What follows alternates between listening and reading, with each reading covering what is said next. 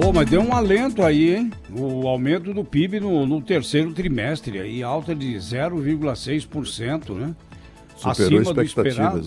esperado. Então, boas expectativas. Os setores que mais contribuíram, né, foram agropecuária e indústria, mas os serviços provocaram maior impacto, como explicou a economista Amanda Tavares, do IBGE. Destaque foi o consumo das famílias, que tem um peso de 65% na economia, né? Toda a conjuntura que a gente tem atual veio favorecendo ao desempenho do consumo das famílias. O mercado de trabalho teve uma melhora, embora a gente saiba que ela está calcada ainda na informalidade.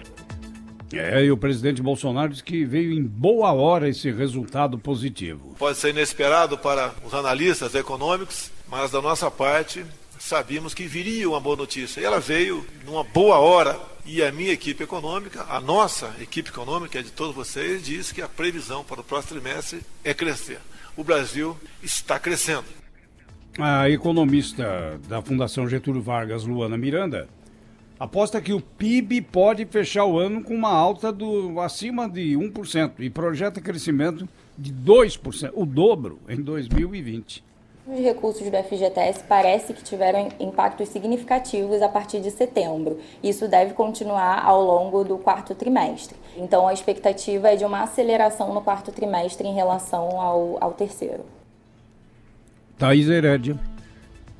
Olha, Zé Paulo, sim, o país retomou uma aceleração a partir do finalzinho do segundo trimestre e acelera mais no terceiro trimestre e certamente essa velocidade aumentou agora nesses últimos meses do ano, né? A gente ontem estava falando dos resultados da Black Friday, quer dizer, não é só o dia da Black Friday em si, mas é todo o preparativo para que esse dia do comércio aconteça e seja um sucesso. Então, tem uma quantidade de demanda para o setor dos serviços, por exemplo, que certamente vai apresentar um resultado melhor. A indústria também se preparou para esse dia e conseguiu vender mais. Eu vou fazer um papel aqui um pouco chato, que é de fazer as ressalvas, para a gente poder assentar as expectativas.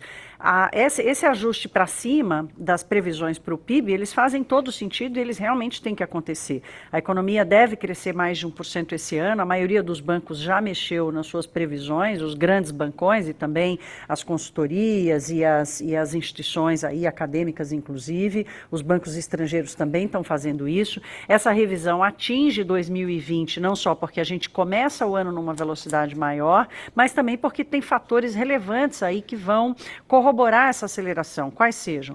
Primeiro, o fundo de garantia. A grande parte da liberação do FGTS vai acontecer, ou começou a acontecer a partir de outubro e vai acontecer até março do ano que vem. O terceiro trimestre pegou um pedacinho muito pequeno, devem ter sido liberados ali perto de 5 bilhões de reais, dentro dos 40 bilhões de reais que vão ser liberados por todo o programa do Fundo de Garantia, né? Previsto pelo governo. Então, deve ter um impacto relevante no consumo das famílias. Então, esse é um ponto relevante. O segundo ponto é que a taxa de juros, que continuou caindo no quarto trimestre e deve depender aí de como vai reagir a inflação, por exemplo, ao aumento do dólar e também ao preço da carne.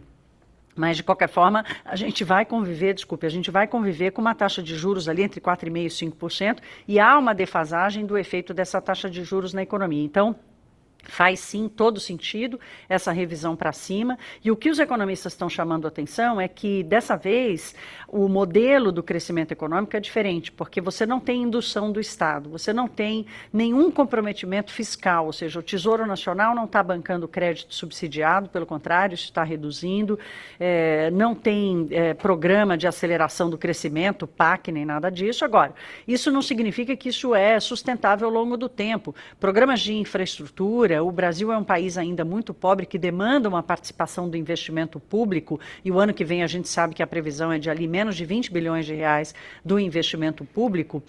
A gente vai precisar entender como é que o Estado vai melhorar, se realmente melhora a aceleração da atividade econômica, aumenta a arrecadação de impostos, e como é que o setor público vai fazer para transformar isso em investimento e compartilhar. Pode ser liderado pelo setor privado, mas o setor público não tem como ficar de fora do investimento, especialmente especialmente investimento em infraestrutura. Isso funciona assim no mundo inteiro, a gente não vai conseguir passar toda a responsabilidade para o setor privado. Então, sim, há essa aceleração. Quais são as ressalvas que eu quero fazer aqui? Primeiro, o investimento, não o investimento no mercado financeiro, mas o investimento na capacidade produtiva, construção civil, máquinas e equipamentos, esse está se recuperando, mas está 20, 22, 23%, dependendo da conta, abaixo do pico lá de 2013. Então, tem um longo caminho pela frente ainda para essa recuperação. Historicamente, a economia brasileira cresce pela indução do consumo das famílias, mas a gente vai precisar contar com o investimento, com o aumento do investimento em infraestrutura e nesses setores de máquina, equipamento e construção civil, para poder garantir um crescimento sustentável ao longo do tempo. E a última ressalva é o mercado de trabalho.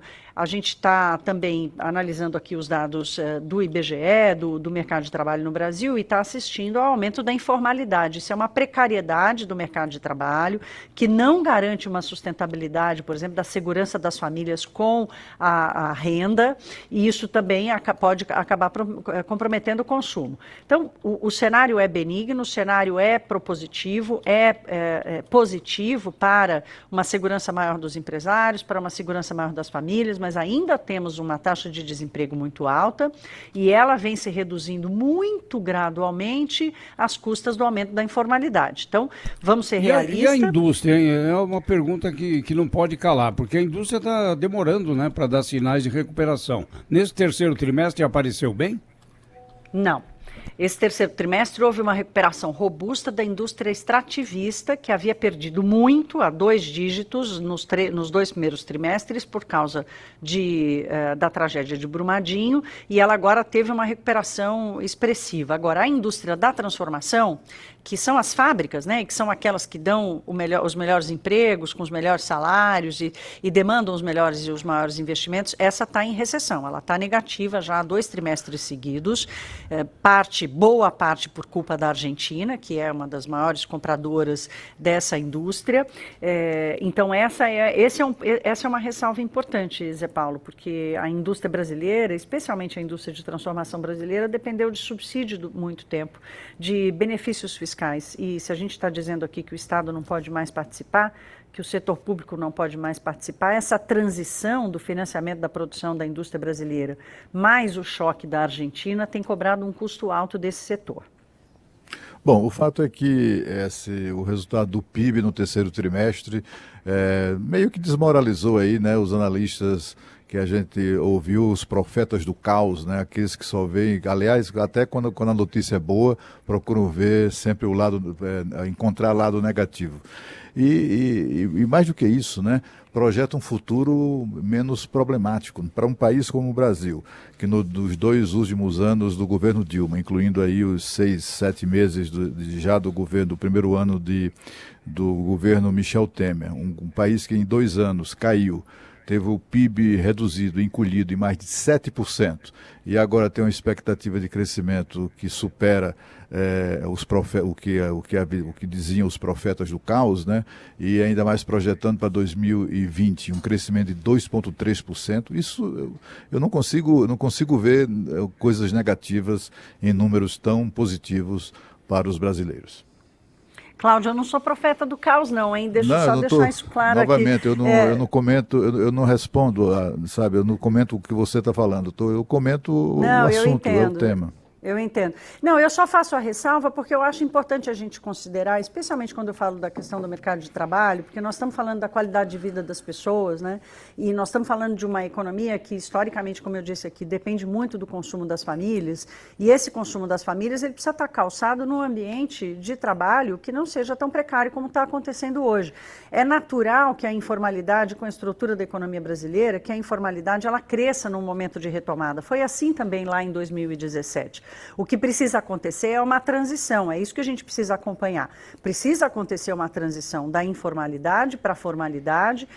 A reforma trabalhista, ela criou mecanismos e instrumentos para que essa formalização ela não aconteça apenas através da carteira de trabalho, sob as leis da CLT, mas outras formas de formalização dessa relação, se ela vai ter garantia, se ela vai melhorar a qualidade e a condição de produção dos trabalhadores brasileiros. Então, essa ressalva que eu quero fazer fazer, que não é ser negativa com relação ao futuro, não. É dizer, olha, temos esses desafios, precisamos superar a precariedade do mercado de trabalho, precisamos evitar que a informalidade continue crescendo mais do que a formalidade no mercado de trabalho, porque isso é que dá segurança, inclusive dá segurança para o investimento, porque nós estamos falando aqui da qualidade da mão de obra, da qualidade de produção do trabalhador brasileiro. Então, essa é a ressalva que eu faço para a gente ser realista e encarar os desafios e não achar que, infelizmente, um resultado um pouco melhor do que o esperado, numa velocidade que é positiva e que pode nos levar para uma dinâmica mais positiva e mais robusta, a gente precisa superar esses obstáculos para continuar seguindo nesse caminho.